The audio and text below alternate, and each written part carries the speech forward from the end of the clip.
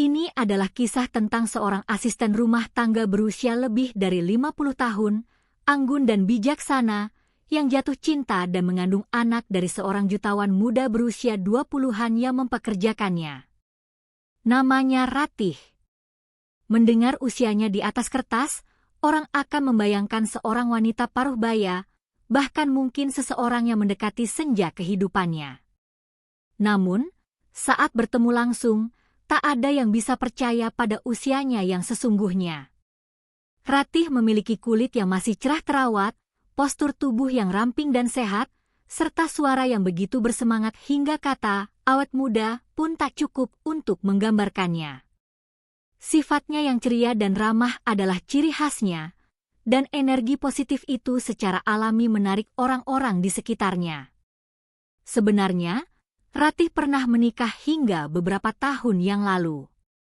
Namun, karena perbedaan prinsip dengan suaminya yang semakin tak terjembatani, ia akhirnya memilih untuk bercerai. Pilihan itu memberinya kebebasan yang luar biasa sekaligus kesedihan yang mendalam. Karena tidak memiliki anak, ia berkelana ke berbagai tempat, kadang di dalam negeri, kadang ke luar negeri, untuk menyembuhkan hatinya. Di satu sisi, ia lepas dari segala ikatan, menjelajahi banyak tempat dan selangkah demi selangkah mewujudkan mimpi yang lama terpendam. Namun, setelah perjalanan panjang itu berakhir, ada satu momen ketika ia kembali ke Indonesia dan merasakan keinginan untuk kembali menemukan stabilitas dan menjalani kehidupan yang tenang. Pekerjaan pertama yang ia pilih adalah menjadi asisten rumah tangga paruh waktu. Ini bukanlah profesi yang menghasilkan banyak uang, tetapi membantunya membaur secara alami dengan kehidupan sehari-hari banyak orang. Selain itu, bidang ini sangat cocok untuk menyalurkan sifatnya yang energik dan teliti. Di mata orang lain, mungkin akan timbul pertanyaan mengapa di usia segitu ia memilih menjadi art, tetapi bagi Ratih, pandangan seperti itu sama sekali tidak penting. Ia perlu mencari nafkah dan membantu kehidupan orang lain memberinya semacam ketenangan batin. Lebih dari itu, pada saat ia mengakhiri perjalanannya dan mulai menata kembali hidupnya, pekerjaan itu bukanlah pilihan yang buruk. Begitulah, ia mendapatkan kesempatan bekerja di banyak tempat melalui sebuah agen penyalur. Di antara sekian banyak tempat, ada satu yang menonjol, sebuah rumah mewah milik seorang jutawan muda berusia awal 20-an. Namanya Aditya. Konon, ia adalah pemuda berbakat yang membangun bisnisnya sendiri sejak usia sangat muda. Awalnya Ratih terkejut mendengarnya. Jutawan usia 20-an? Hebat sekali.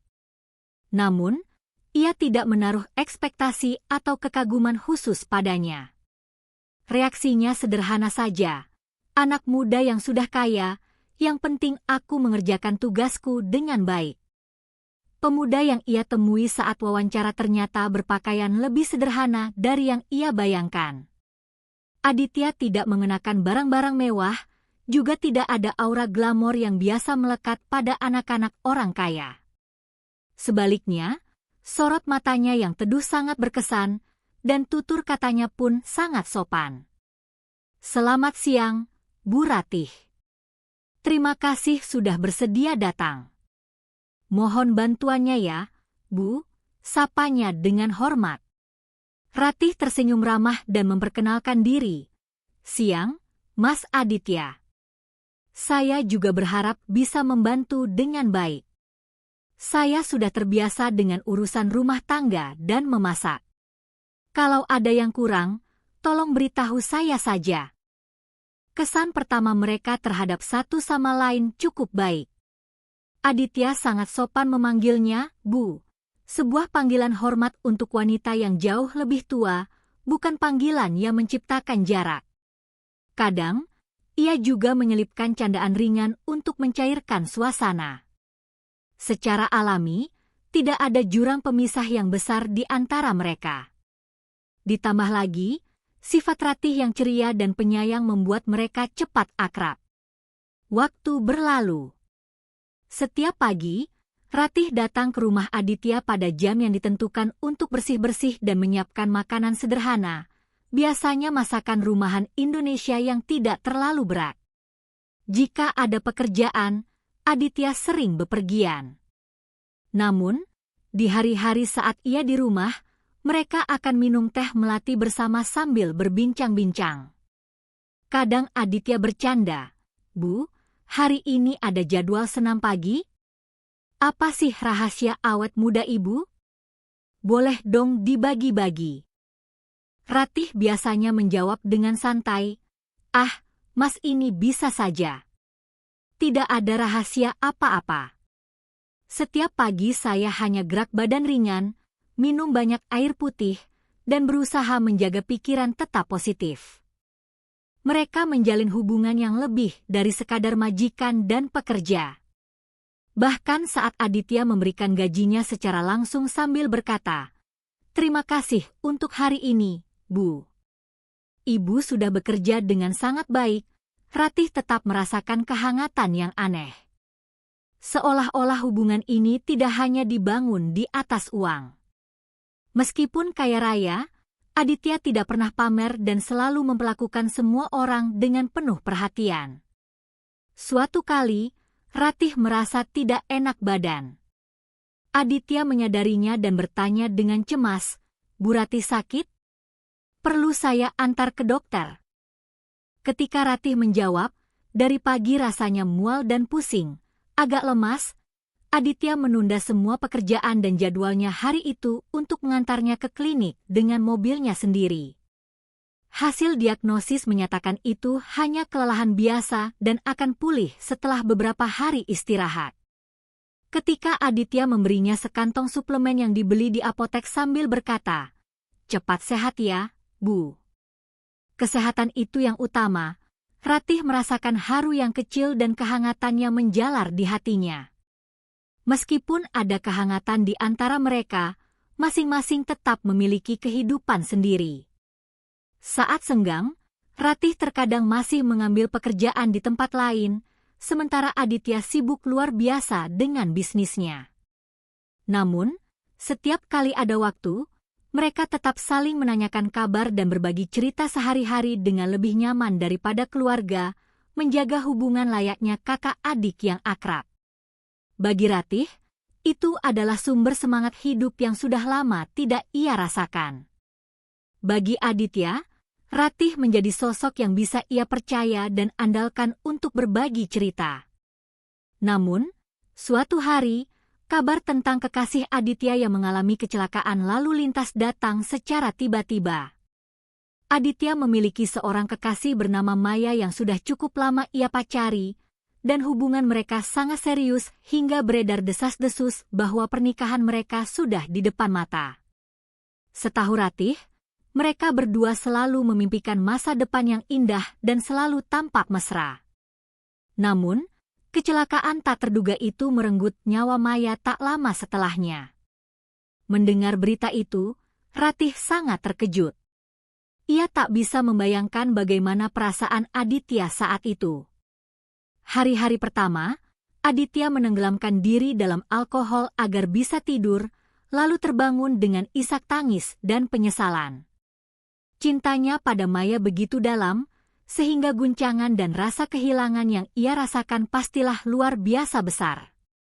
Semua orang menasihatinya untuk kuat, tetapi kata-kata penghiburan klise itu sulit menyentuhnya.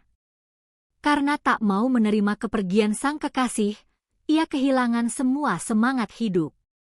Rumahnya menjadi semakin berantakan, kulkas penuh dengan makanan basi, dan ia bahkan tidak makan dengan benar.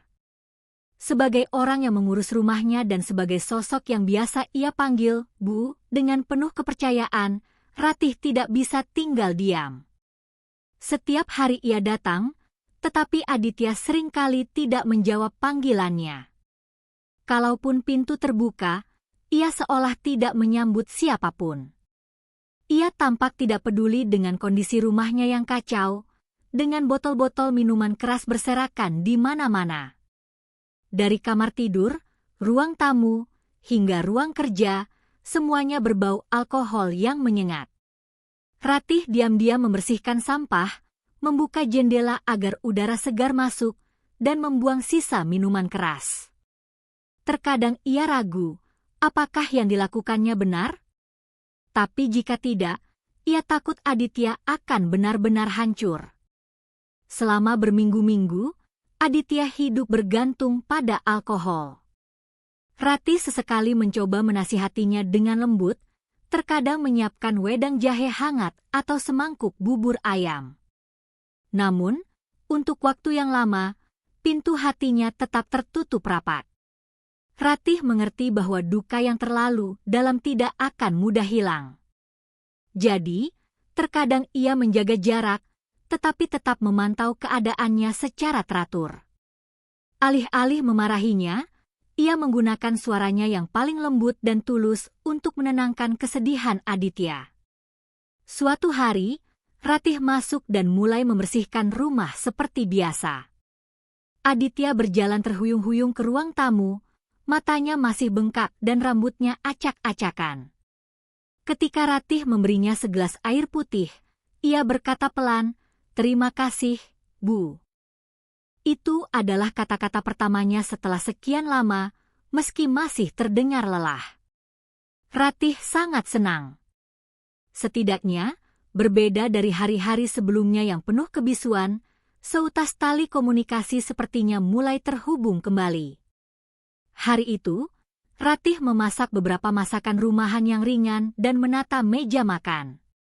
Sambil melihat Aditya mencoba makan beberapa suap, ia berkata dengan hati-hati, "Kepergiannya bukan berarti Mas harus menyerah pada hidup. Pasti di suatu tempat, masih ada orang yang berharap Mas bisa bangkit kembali. Mungkin itu juga keinginan almarhumah."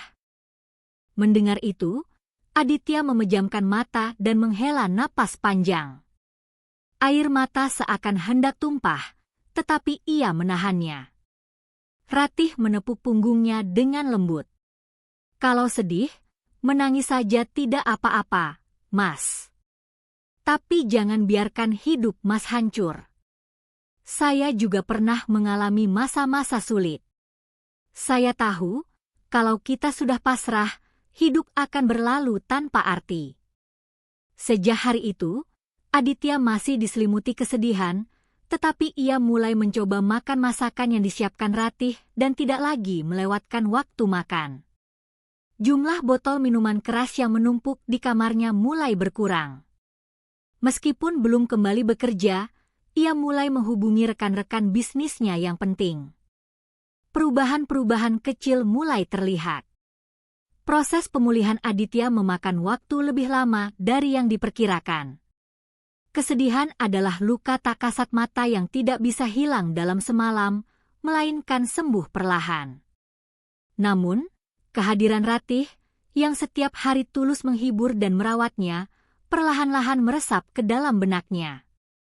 Malam itu adalah akhir pekan. Ratih baru saja selesai membersihkan rumah dan bersiap untuk pulang. Tapi Aditya mengikutinya sampai ke pintu dan berkata dengan suara sedikit bergetar, "Bu Ratih, kalau malam ini tidak ada acara, maukah makan malam dengan saya?" Ratih terkejut, tetapi juga senang karena Aditya sudah mau keluar rumah dan mengajaknya makan bersama. Itu pertanda ia mulai membaik, jadi Ratih dengan senang hati menerima ajakannya. Malam itu mereka duduk di sebuah restoran yang tenang dan nyaman, berbagi cerita-cerita pribadi. Aditya bercerita tentang alasannya begitu mencintai Maya dan bagaimana mereka merencanakan masa depan. Ratih, di sisi lain, bercerita tentang perenungannya selama perjalanannya setelah bercerai. Sambil merefleksikan luka masing-masing, mereka terkadang tercekat, terkadang tersenyum. "Sejujurnya, saya masih sangat sulit menerima bahwa dia sudah tiada. Mungkin ini konyol, tapi saya selalu merasa dia akan muncul di suatu tempat dan berkata, 'Aku di sini,'" Aditya mengakui dengan ragu. Ratih bisa memahami perasaan itu. Kerinduan, bahkan untuk orang yang telah tiada, memiliki kekuatan dahsyat yang membuat bayangan mereka sulit dihapus. Ratih dengan lembut menggenggam punggung tangan Aditya dan berkata, "Saya tahu tidak ada kata-kata yang bisa menghibur Mas saat ini. Tapi kita yang masih hidup punya tugas, kan? Saya rasa, tugas itu adalah menjalani hari ini dengan sebaik-baiknya. Yang bisa saya lakukan hanyalah mendampingi dan memberi semangat, tapi saya harap suatu hari nanti kata-kata itu bisa sampai ke hati Mas." Malam itu, mereka merasa selangkah lebih dekat. Tampaknya ikatan emosional yang lebih dalam telah terbentuk di antara mereka, melampaui hubungan kakak adik sebelumnya. Meski masih terlalu dini untuk menyebutnya cinta, tak dapat dipungkiri bahwa mereka saling bergantung satu sama lain. Waktu berlalu, Aditya perlahan kembali ke kehidupan normal. Ia mulai menghadiri rapat bisnis, kembali peduli pada perusahaannya, dan merencanakan proyek-proyek baru. Orang-orang di sekitarnya mengatakan ia pulih secara ajaib, tetapi kenyataannya itu berkat Ratih yang setiap hari ada di sisinya. Aditya tahu betul pengorbanan Ratih dan merasa sangat berterima kasih dari lubuk hatinya. Suatu hari, ia berkata, "Bu, kalau bukan karena Ibu, saya mungkin sudah benar-benar hancur." Kata-kata itu mengandung ketulusan yang mendalam. Saat Aditya menyeka sudut matanya dengan ujung jari, menahan air mata, Ratih tersenyum. "Ah, Mas ini bicara apa? Melihat Mas kembali seperti dulu saja saya sudah sangat bahagia." Namun, saat itu, di dalam hati Aditya telah tumbuh perasaan yang lebih dari sekadar kedekatan. Awalnya ia hanya merasa berterima kasih pada Ratih sebagai perawatnya, lalu bersandar pada kenyamanan yang melintasi generasi. Namun seiring waktu, perasaan itu berubah menjadi cinta. Ia sendiri tidak pernah membayangkan bisa memiliki perasaan ini. Ratih adalah wanita yang usianya jauh lebih tua dan pernah bercerai. Aditya juga sadar bagaimana pandangan masyarakat nanti. Tetapi, mengabaikan kata hatinya adalah hal yang mustahil. Di sisi lain, Ratih pun merasakan hal yang sama. Awalnya ia hanya menganggap Aditya sebagai adik yang malang. Namun, setiap hari, saat kegelapan di dalam diri Aditya perlahan sirna dan senyum cerahnya kembali, hatinya ikut bergetar. Menyaksikan proses pemulihannya adalah hal yang sangat menyentuh. Terlebih lagi, ia merasakan jiwa Aditya yang begitu baik lebih dari siapapun. Meski perasaannya sedikit campur aduk, sebagian hatinya telah menyadari bahwa ia telah jatuh cinta pada pria ini. Suatu malam saat hujan deras mengguyur Jakarta, Aditya mengundang Ratih untuk makan malam. Kali ini bukan di restoran, melainkan di rumahnya. Meskipun bisa memesan makanan dari luar, Aditya berkata ingin mencoba memasak sendiri beberapa hidangan sederhana. Sebenarnya, ia terlalu sibuk untuk punya pengalaman memasak. Tapi mungkin karena ingin menunjukkan rasa terima kasihnya, ia mencari resep di internet dan dengan canggung namun sepenuh hati menyiapkan makan malam. Duduk berhadapan di meja makan, keduanya tanpa sadar tertawa. Supnya terasa aneh, sedikit keasinan namun juga hambar. Daging semurnya sedikit gosong, tetapi usaha Aditya terasa begitu tulus. Ratih melihatnya sebagai sosok yang menggemaskan sekaligus menghangatkan hati. "Mungkin ini terdengar konyol, Bu. Tapi saya benar-benar berterima kasih pada Ibu setiap hari. Orang mungkin hanya melihat Ibu sebagai wanita yang lebih tua atau seorang janda. Tapi bagi saya, semua itu tidak penting. Sebaliknya, saya sangat menghormati pengalaman dan kedewasaan Ibu." Menghadapi kata-kata yang terdengar seperti pernyataan cinta itu, emosi hangat membuncah di dalam diri Ratih. Ia ragu sejenak, tetapi kemudian memutuskan untuk jujur. "Awalnya saya hanya berpikir untuk merawat seorang adik yang sedang kesulitan. Tapi pada satu titik, saya sadar justru sayalah yang lebih banyak bersandar pada Mas. Saya selalu berharap Mas bisa tersenyum lagi, dan saya sangat ingin melihat momen itu. Mereka saling menatap dalam diam. Di luar jendela, hujan masih turun dengan deras. Sesaat kemudian, Aditya mengulurkan tangannya dan dengan lembut menggenggam tangan Ratih. Getaran itu terasa, dan jarak usia serta pandangan orang lain seolah lenyap seketika. Momen itu, hanya ada kehangatan yang mereka rasakan. Dan kehangatan itu menyembuhkan luka hati mereka berdua. Hari-hari seperti itu terus terjalin hingga pada suatu waktu, mereka menjadi sepasang kekasih secara diam-diam namun alami. Meskipun belum diumumkan secara terbuka, di rumah mereka hidup seperti teman, kekasih, dan keluarga, berbagi segala hal dalam keseharian. Mereka sering bercanda, tertawa, dan saling menanyakan perasaan, tidak berbeda dari pasangan normal lainnya. Suatu hari, Ratih tiba-tiba merasakan keanehan pada tubuhnya. Sebelumnya ia memang pernah merasa lelah, tetapi kali ini gejalanya berbeda. Ia terus-menerus merasa mual, dan anehnya, merasa sangat lapar saat bangun di pagi hari. Awalnya ia mengira itu hanya karena kelelahan, tetapi karena khawatir, ia pergi ke dokter kandungan dan menerima diagnosis yang mengejutkan. Ia hamil. Dokter menunjukkan gambar USG dan mengatakan, meskipun masih tahap awal, itu adalah kehamilan yang pasti. Mengingat usianya yang sudah di atas 50 tahun, ini adalah kasus kehamilan berisiko tinggi, sebuah tantangan yang sangat besar. Ratih terdiam, diliputi perasaan campur aduk saat keluar dari ruang praktik. Terkejut, tetapi pada saat yang sama, ada kebahagiaan yang meluap entah dari mana.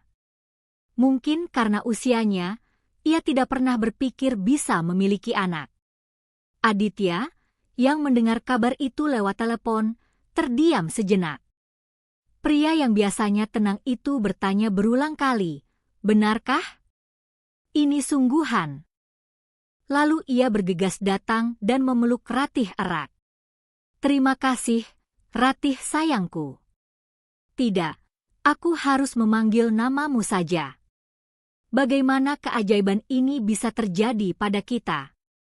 Baru beberapa saat kemudian mereka teringat tentang masalah usia, tentang siapa yang akan iri atau mencemooh. Tetapi pada momen itu, guncangan dan keharuan yang dibawa oleh kehadiran kehidupan baru ini terlalu besar. Saat Aditya menggenggam tangannya dalam diam, Ratih menitikkan air mata. Naluri keibuannya bangkit, hatinya menghangat, dan tekad kuat untuk melindungi anaknya pun terbentuk. Ketika berita kehamilan itu menyebar, orang-orang di sekitar mereka bereaksi dengan beragam. Beberapa terperangah. Tidak mungkin. Usia 50-an? Serius? Yang lain skeptis. Dengan perbedaan usia sejauh itu, apa akan baik-baik saja? Di antara kenalan Aditya, ada yang bahkan menasihatinya, "Kamu masih muda, keluarga berada, banyak perempuan yang lebih baik daripada menikahi wanita yang lebih tua dan pernah bercerai." Tetapi Aditya tidak goyah. Sebaliknya, ia dengan percaya diri berkata kepada mereka, "Dia adalah orang yang dengan tulus menopang saya ketika saya tersesat dalam kegelapan. Memilih siapa yang benar-benar berharga dalam hidup saya jauh lebih penting daripada prasangka atau pandangan dunia." Dan Ratih pun tidak terlalu peduli dengan pandangan orang lain. "Ketika saya memutuskan untuk mencintai pria ini, melampaui usia saya sendiri, saya sudah menduga akan ada hal seperti ini. Mulut orang bisa berkata apa saja, tapi pada akhirnya, yang penting adalah kami berdua hidup bahagia bersama." Setelah resmi mendaftarkan pernikahan mereka mengadakan pesta pernikahan kecil yang hangat di rumah. Bukan acara besar-besaran, melainkan upacara sederhana di mana mereka saling mengucap janji dengan rasa syukur di hadapan keluarga dan beberapa sahabat dekat. Pada saat itu, keduanya meneteskan air mata, mengungkapkan terima kasih satu sama lain. Bertemu denganmu adalah keberuntungan terbesar dalam hidupku. Apapun yang terjadi nanti, mari kita selalu utamakan anak kita, hidup sehat, dan bahagia. Karena usianya, kehamilan itu tidak mudah. Ratih mengalami kesulitan lebih dari sekali, dan dokter pun berpesan agar ia sangat berhati-hati. Karena ini adalah masa krusial, Ratih berhenti dari pekerjaannya dan menerima dukungan penuh dari Aditya untuk beristirahat dan menjaga nutrisi. Kemampuan finansial Aditya memungkinkannya mendapatkan perawatan medis terbaik di rumah sakit internasional. Ini sangat membantu. Tetapi yang lebih penting adalah tekad Ratih sendiri untuk menjaga kesehatan dan cinta Aditya yang setiap hari mendampingi dan memberinya semangat. Setiap kali pemeriksaan rutin, dokter selalu mengatakan bahwa bayi mereka berkembang dengan sehat. Namun, karena ini kehamilan di usia lanjut akan lebih berat. Ibu harus menghindari stres dan makan makanan bergizi ya. Demi anaknya, Ratih rela melakukan apa saja. Ia mengikuti yoga hamil, berjalan-jalan santai di sekitar rumah, dan mengatur pola makannya dengan sangat ketat. Lebih dari itu, setiap pagi dan malam saat merasakan tendangan lembut dari janinnya, ia bersyukur bahwa kehidupan baru sedang tumbuh di dalam dirinya. Aditya tidak pernah jauh dari sisinya. Setelah menyelesaikan rapat penting, ia akan pulang dan bertanya, "Bagaimana perasaanmu hari ini?" Lalu ia akan menyiapkan makanan bergizi dan bahkan mengubah seluruh tatanan rumah agar istri dan calon bayinya merasa nyaman. Selama 9 bulan, mereka berbagi banyak emosi. Terkadang menangis karena khawatir, terkadang tertawa karena bahagia. Mereka menghabiskan waktu bersama, memikirkan nama panggilan untuk anak mereka, dan berjanji akan menjadi orang tua seperti apa. "Saat anak kita lahir nanti, apa hal pertama yang ingin kamu lakukan?" tanya Aditya. Ratih menjawab, "Pertama-tama, aku akan memeluknya erat-erat. Aku akan mencium aroma tubuhnya." Aditya tersenyum dan menimpali, "Dan aku akan ada di samping kalian, mencintai kalian berdua dengan sepenuh hati." Akhirnya hari itu tiba. Kontraksi dimulai. Ratih dilarikan ke rumah sakit dan harus berjuang melawan rasa sakit yang luar biasa. Tetapi karena Aditya ada di sisinya, menggenggam tangannya dan terus menyemangati, "Tidak apa-apa, sayang. Kamu pasti bisa." Ia tidak menyerah. Meskipun para dokter khawatir usianya bisa membahayakan, secara mengejutkan, seluruh proses berjalan lancar. Dan akhirnya, tangisan bayi yang nyaring terdengar di ruang bersalin. "Selamat." Bayinya perempuan, sehat dan cantik, kata seorang perawat sambil tersenyum dan membawa bayi itu ke pelukan Ratih. Ratih menangis. Perasaan lega karena berhasil melahirkan dengan selamat, bercampur dengan kebahagiaan yang meluap saat menyambut kehidupan baru, membuat hatinya serasa meledak. Aditya dengan gemetar menyentuh jari-jari mungil anaknya. Ini benar-benar anak kita? Ini sebuah keajaiban." Air mata mengalir di pipinya, menunjukkan keharuan yang mendalam. Bayi itu berbaring nyaman di pelukan ibunya, gerakan-gerakan kecilnya seolah mengumumkan kehadirannya di dunia.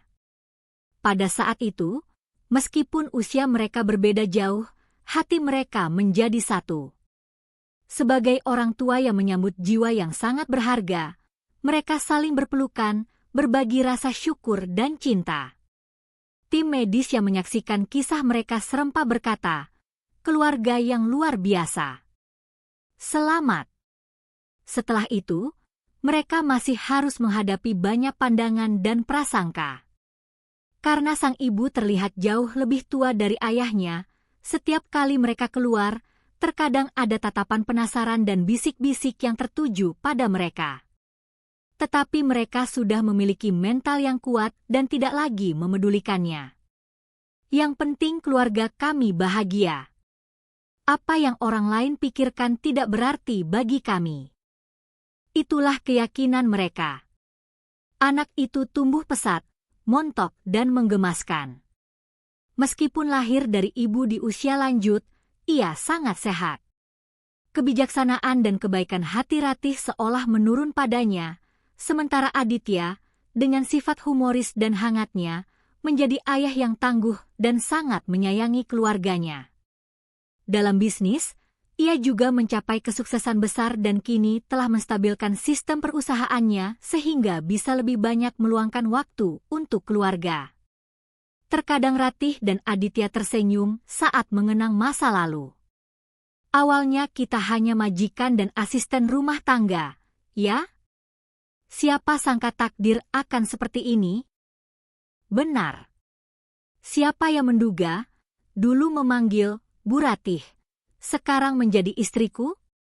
Saat itu aku benar-benar tidak bisa membayangkannya. Mereka tertawa, tetapi dalam hati, mereka menganggap ini sebagai anugerah takdir.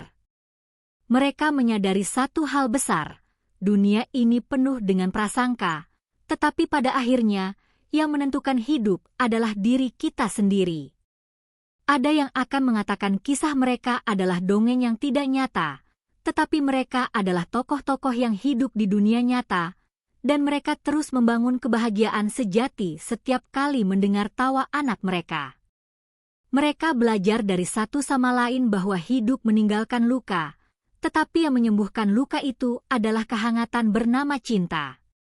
Dan mereka telah membuktikan bahwa cinta tidak mengenal usia atau keadaan apapun sebagai penghalang. Kebijaksanaan yang dipelajari dari Ratih adalah tidak merasa rendah diri atau menyembunyikan usia dan masa lalunya, melainkan mengubahnya menjadi kekuatan. Sikap positif dan kemampuannya untuk memahami penderitaan orang lain adalah cerminan dari kedewasaan sejati. Di sisi lain, yang dipelajari dari Aditya bukanlah kesuksesan atau masa mudanya, melainkan hati yang tulus, yang tahu cara berterima kasih dan peduli pada orang lain. Hati hangat Aditya itulah yang menjadi inti yang menyatukan mereka dalam ikatan abadi. Akhirnya, mereka berhasil melewati air mata dan penderitaan untuk memetik buah manis bernama kebahagiaan. Dan keluarga mereka adalah rumah cinta yang dibangun setiap hari. Orang-orang bertanya, bagaimana nanti reaksi anak mereka ketika ia besar dan mengetahui kisah orang tuanya?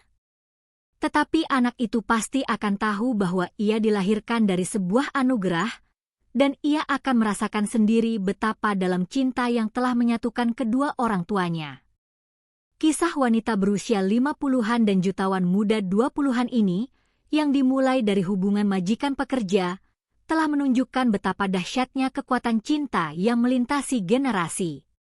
Banyak yang mungkin melihatnya dengan prasangka, tetapi bagi mereka yang menjalaninya, ini adalah kehidupan nyata yang penuh emosi dan air mata. Dan mereka yang membaca kisah ini mungkin akan merasakan getarannya mendalam, dan sekali lagi teringat bahwa cinta tidak mengenal batas usia. Ratih, yang pernah berkelana untuk menemukan kembali dirinya, akhirnya memulai kehidupannya yang sesungguhnya di tanah airnya, Indonesia. Perjalanan itu tidak mudah, tetapi berkat kebijaksanaan, kekuatan, dan hati tulus yang ia kumpulkan, semuanya menjadi mungkin. Pengusaha muda itu, Aditya, meskipun masih muda, telah merasakan kehilangan yang mendalam.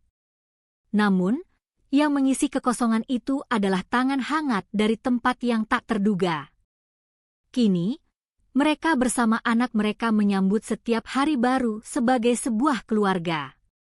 Di rumah mereka yang hangat, di mana tangis dan tawa anak kecil berpadu, setiap hal kecil dalam kehidupan sehari-hari menjadi sangat berharga. Meskipun terkadang masih menghadapi reaksi heran dari orang lain, justru karena itulah mereka semakin membangun cinta yang lebih dalam dan kokoh. Ada yang mungkin akan menangis mendengar kisah mereka, ada yang akan mengaguminya seperti dongeng. Tetapi yang pasti, Getaran yang mereka rasakan dapat memberikan harapan dan kekuatan bagi seseorang di dunia ini. Hidup ini tidak ada yang tahu di mana dan bagaimana bunga akan mekar. Karena itu, kehidupan itu sendiri adalah sebuah keajaiban. Semoga pesan yang mereka sampaikan setiap hari, suatu saat nanti, dapat menyentuh hidup Anda.